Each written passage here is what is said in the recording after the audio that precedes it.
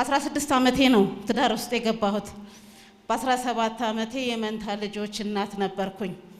አልহামዱሊላህ ያው ህይወት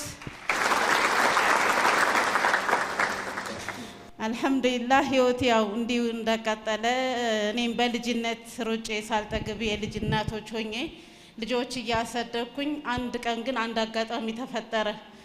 አንደኛው መንታ ልጅ በ10 ዓመቱ ባልታሰበ አደጋ ወደ አኺራ ሄደ። ከባድ የሐዘን ቀን ለኔ ያቺ ቀን ነበረች።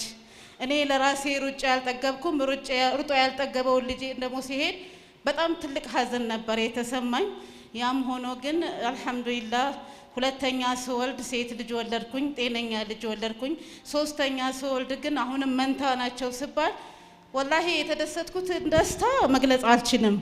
አላህ የወሰደውን ልጅ ሊሰጠኝ ነው በቃ የሚል ነገር ነበርና እንደውም ሁለቱም መንታዎቹ ወንዶች ቢሆኑ ሁሉ ብዬ ዱዓ አደረኩኝ ሴቶች ልጆች ስለነበሩኝ። አላህ እንግዲህ እሱ ያሰበውን እኔ አላቅም። እኔ ደግሞ የራሴ የተሰማኝን ስሜት ያክል ዱዓ አደረኩኝ ወንዶች ልጆች እንዲሰጠኝ። በቃ በጣም 10 ቀን ኢህቲካፍ ዑምራ ሁሉ ሐረም ተቀምጬ ያለሁኝ የማረሳው ጊዜ ነበር። በጣም ከፍተኛ ሐዘን ነበር ውስጤ። የልጄ የሞተበትም አሟሟቱ ትንሽ ወጣ ያለ ነበርና ከምን ጊዜም ከሆዴ የማይጠፋ ሐዘን ነበር። ያም ሆኖ ግን የነዛ ልጆች ቀናቸው ደርሶ ሲወለዱ ደስታዬ ሙሉ አልሆነም። አንደኛዋ ልጅ ጤነኛ ነች፣ አንደኛው ልጅ እንደምታዩት ነው። ከባዱ ሐዘን እንደተወለደ ኤፒሊፕሲ እንዳለበት ተነገረኝ። ወዲያው ነው የጀመረው። እኔ ከሰመመን አልነቃሁም እሱ ኤፒሊፕሲ ሲጀምረው።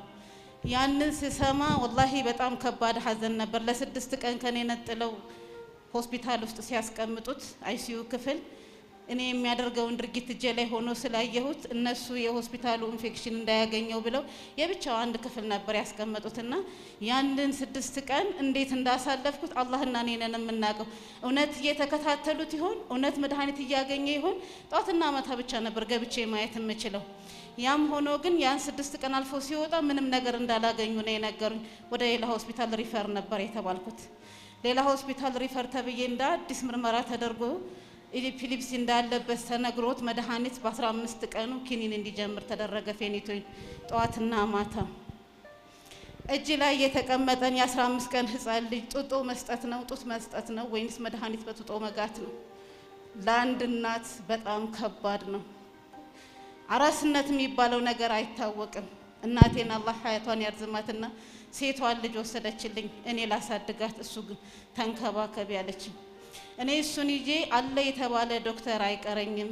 ቀን ቀን ቢያንስ 10 ጊዜ ቢበዛ 20 ጊዜ ኤፒሊፕሲ ይነሳበታል። ማታ ማታ ከ12 ሰዓት እስከ ሱብሂ ድረስ ሲያለቅስ ያድራል። ሌሊትና ቀኑን አናቀውም። ይመሻል ይነጋል። ልጁም ባለበት አለ የተባለ ሐኪም አይቀረኝም። የጀመርኩትን መድኃኒት ታግሼ ሳምንት እንኳን መስጠት አልችልም። የሚሻል ነገር ያለ እየመሰለኝ በየቦታው ሄዳለሁ። ግን ተረጋጊ መድኃኒቱ እስከሚሰራ ነው ምናምን እባላለሁኝ። ያም ሆኖ 6 ወር ተቀመጥኩኝ። 6ኛው ወሩ ላይ አጋጣሚ ሆኖ እናቴ ወደ ክፍለ ሀገር ወንድሜ ያገባ ነበርና ለመሄድ ስትነሳ አመጣቻት። ስታመጣት የሱንና የሷን አስተዳደግ ሳያቸው በጣም ይለያያል። እሷ ማየት፣ መናገር፣ መጫወት፣ እቃ መጨበጥ ብዙ ነገር ትችላለች። እሱ ግን ምንም ነገር ያንን ነገር ልመለከትለት ጊዜ እንኳን አልሰጠኝም ነበር የነበረበት ችግር። በጣም ዳዘንኩ፣ በጣም ደነገጥኩ። ያ አላህ ምን ልታሰማኝ ነው?